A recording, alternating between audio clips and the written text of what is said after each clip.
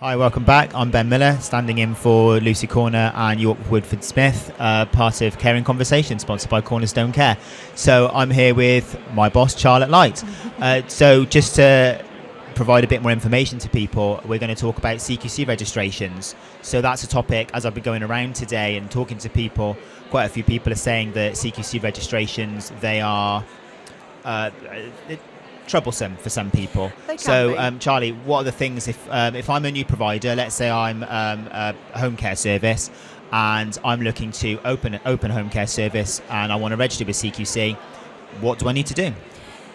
I think first and foremost, you need to understand that the registration isn't just a tick box exercise.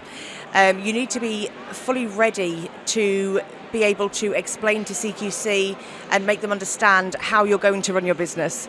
It's not just filling in the company registration number, it's not just, providing a policy. It's making sure you understand how you're going to meet those quality statements and making sure that your insurance is in line, that you understand your ICO requirements for your business. It's actually understanding your business before understanding the registration. And I think that's where people get it wrong. And we find that the time frame it takes for registrations can depend on your knowledge as a provider.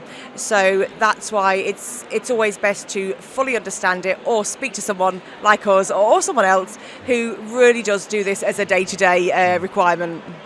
Primarily us. So yeah. You said about time frame there. So what is the process? So again, I'm opening a home care business. I know my business. I've got my continuity plans. I've got my my marketing strategy, my plan, and all of that. And I want to register with CQC. What's the first thing I need to do? So the first thing really is once you've got all of your paperwork, you've got all of your documents completed. It's making sure that everything matches.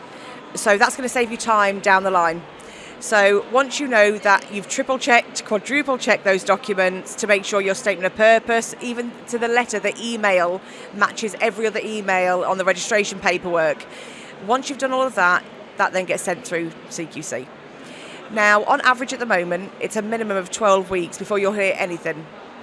Now, it does help to remind CQC that you're waiting and that you're there, and the sales and transfer team are genuinely lovely. I speak to them quite often. They really do want to support you, but sometimes you do need to remind them that you have a set date in mind, which you do put on the paperwork for when that business is to open or a sale of transfer, anything like that, if you're buying a business, not just started as a new provider. So it's understanding your time frames. Now, that's a minimum of 12 weeks. That's out of our hands. Yeah, it's not a quick turnaround, and that's out of our hands. So it then sits with CQC. Now, what happens is once it goes to the sales and transfer team, it then gets put to an inspector. Once it's been transferred to that inspector, then they will contact the provider, the registered manager, to say, okay, we're now going to either do an interview, and what they have started doing is doing nominated individual interviews also alongside the registered manager interviews. And that's why you need to really understand how you're going to govern your business and your understanding of how you're going to start the transition of a new business or taking over and the toupee of staff from a previous business, because they're the kind of questions they're going to ask you, and they want to know how are you going to make this as seamless as possible for either taking on current clientele and residents, service users, or how are you going to support a new staff team to commission and open new contracts. So the time frame at the moment, what we're seeing, I've currently supported around, in the last 3 to 6 months, 10 registrations. That's with CIW, Ofsted and CQC. And what we're finding is the time frame on average is 6 to 9 months. It can be up to 12 months at times if there's an issue.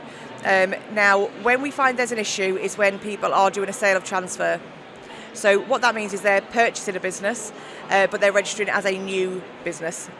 So we do the registration.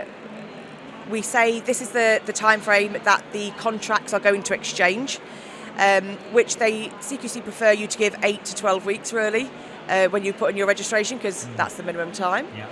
And then what happens is CQC will email you to say, we're ready to go, everything's fine. However, you now have a 3-month window, and we will review that monthly. So you need to now get your legal representation to email us. The seller's legal representation needs to email us to say, yes, contracts have exchanged. Then within around 24, 48 hours, you will get the certificate from CQC.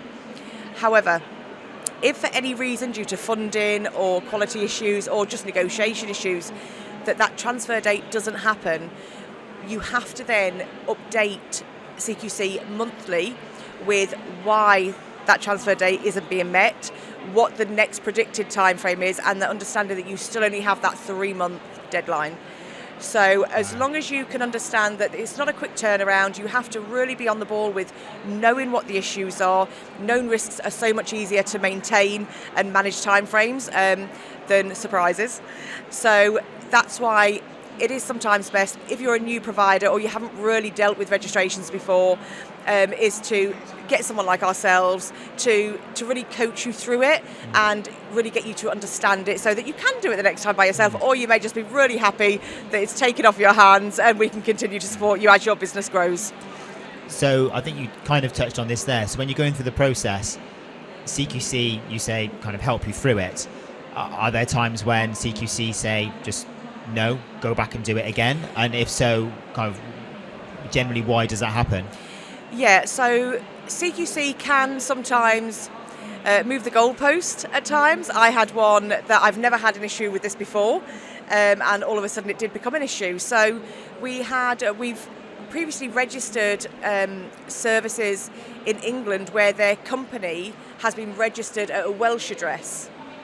That's the old border issue. The old border issue, and a lot of the time that hasn't been an issue previously. But actually earlier this year, beginning of the year, so it was probably 6-7 months ago, they then came round and said, you need to change that. So then they had to then re-change their address on company's house, which isn't a hard thing really, but it then just slows the process down. And then we had to change it on all the documentation and then send that back into CQC. So that delayed us by about a week. So it's there are things that sometimes happen that you can't predict, because as I say, CQC do change things up now and again. But as long as your paperwork is spot on, that shouldn't really delay anything. Okay, well, we've just been given a 2-minute heads up, so Fantastic. If we can kind of make this quick. Yeah. You mentioned earlier about CQC, CIW and Ofsted. Very briefly, what, if any, are the differences between registering with them? Well, got to be brief. We've only got about 1-50 seconds now. We'll keep it really quick and simple then. So the process is the same. You have to have certain documentation, you have to have your information correct, you have to have competent and qualified people to do the roles you're putting them in.